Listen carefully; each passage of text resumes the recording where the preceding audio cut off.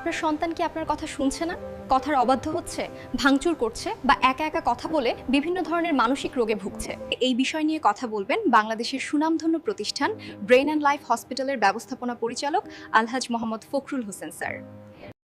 আসসালামু আলাইকুম রহমতুল্লাহ বরকাতুহু। দেশে বিদেশে যে যেখানে আছেন আশা করি ভালো আছেন। আমি মোহাম্মদ ফখরুল হোসেন, ব্যবস্থাপনা পরিচালক ব্রেইন এন্ড লাইফ হসপিটাল। আপনারা জানেন ব্রেইন এন্ড লাইফ হসপিটাল এটা একটা মানসিক হসপিটাল, মাদকাসক্ত নিরাময় কেন্দ্র কিংবা রিহ্যাব সেন্টার, কিংবা আপনারা বলতে পারেন যে আপনার সন্তান আপনার কথা শুনছে না, কথার অবাধ্য, বাসায় ভাঙচুর করছে, একা একা কথা বলে, বিভিন্ন ধরনের মানসিক রোগে ভুগছে সে।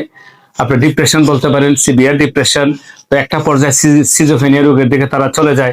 তো যদি ফ্যামিলির একজন অসুস্থ থাকে, পুরো ফ্যামিলিতেই কিন্তু এক ধরনের ভয়াবহতা নেমে আসে। আমি বলবো মানসিক রোগীদেরকে অবহেলা না করে তাদেরকে সুচিকিৎসার মাধ্যমে স্বাভাবিক জীবনে ফিরিয়ে দেওয়া সম্ভব।